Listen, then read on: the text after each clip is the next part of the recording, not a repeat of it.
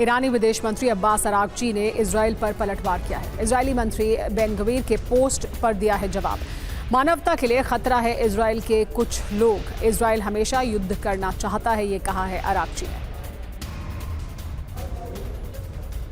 इस बीच Quds force के commander Ismail कानी ने वार्निंग दी है। पूरे रेजिमेंट्स फ्रंट ने मिलकर दिखाई है ताकत। पूरे रेजिस्टेंस फ्रंट ने मिलकर दिखाई है ताकत, कहा है इस्माइल कानी ने। गलती की तो तूफान में फंस जाएगा इजराइल। अमेरिका और इजराइल को सीधी टक्कर की वार्निंग भी दी है। जंग में हिजबुल्लाह की ताकत सिर्फ एक ट्रेलर थी। इस बीच लेबनान पर हमलों से भड़का हुआ है ईरान। विदेश मंत्रालय के प्रवक्ता इस्माइल बगई ने चेतावनी दी है। लेबनान पर हमले जारी रहे तो गंभीर होंगे नतीजे। इजरायली हमलों के लिए अमेरिका भी जिम्मेदार है।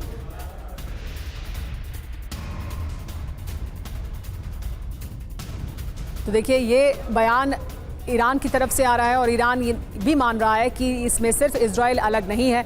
यानी अगर लेबनान में हिजबुल्लाह पर इजराइल हमले कर रहा है तो फिर अमेरिका भी इसका हिस्सेदार है, इसका भागीदार है। तो ईरान लगातार ये बात कहता रहा है पहले भी कि लेबनान में हिजबुल्लाह पर अगर हमले जारी रहेंगे तो फिर ये डील नहीं हो सकती है और फिर हमले भी किए जाएंगे और जवाबी हमले किए जाएंगे। लेबनान इस पूरे मुद्दे पर हिजबुल्लाह को खुद से अलग कर नहीं देखता है।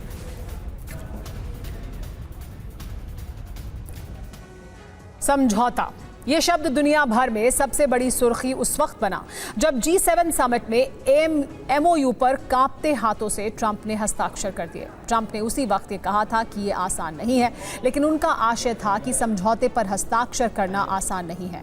वो ये भूल गए कि समझौता उस ईरान से हो रहा है जिससे पार पाना आसान नहीं है। अब इस MOU से ईरान पीछे हट गया और हॉर्मुज को एक बार फिर बंद कर दिया है, क्योंकि ईरान का कहना है कि MOU लागू ही नहीं हुआ है। उसका तर्क यह है कि इजराइल ने लेबनान पर हमले नहीं रोके हैं, ये तो समझौते की पहली ही शर्त का उल्लंघन हो गया है।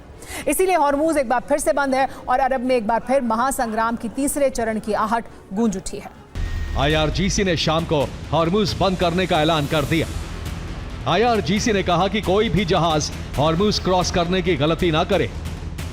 लेबनान पर हमले होने के कारण हॉर्मुज बंद किया गया। ट्रंप ने कहा कि ईरान को अब कोई रकम नहीं मिलेगी। ट्रंप ने धमकी दी कि ईरान पूरी तरह खत्म हो चुका है। ईरान ने कहा था कि अंतर्राष्ट्रीय समुद्री कानून के तहत हॉर्मुज से गुजरने वाले जहाजों से मैरीटाइम सर्विस फीस लेगा। ईरान इन 60 दिनों के अंदर ओमान के साथ मिलकर सर्विस फीस का खाका तैयार करेगा।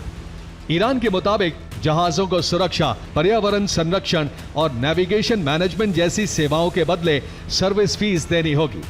इसके लिए ईरान ने पहले ही पर्शियन गल्फ स्ट्रेट अथॉरिटी का गठन किया है। PGSA मैनेजमेंट सुपरविजन एरिया की सीमा तय करेगी। सुपरविजन एरिया से गुजरने के लिए परमिट जरूरी होगा, फिर जहाजों की आवाजाही हो सकेगी। अमेरिकी राष्ट्रपति डोनाल्ड ट्रंप और उपराष्ट्रपति जेडी वेंस पहले ही कह चुके हैं कि अंतर्राष्ट्रीय समुद्री कानूनों के तहत हॉर्मुज स्ट्रेट एक अंतर्राष्ट्रीय जलमार्ग है जहां फ्री पैसेज का नियम लागू होता है। शिपिंग इंडस्ट्री और अमेरिका के खाड़ी सहयोगी जैसे सऊदी अरब और UAE इसका कड़ा विरोध कर रहे हैं। उनका कहना है कि अगर ईरान को पैसे वसूलने की इजाजत दी गई तो यह दुनिया के बाकी जलमार्गों के लिए एक खतरनाक मिसाल बन जाएगा। दूसरी तरफ अमेरिका ने ऐसे संकेत दिए थे जिसके मुताबिक ईरान के साथ मिलकर हॉर्मुज स्ट्रेट पर VIP लेन जैसी व्यवस्था पर विचार किया जा सकता है।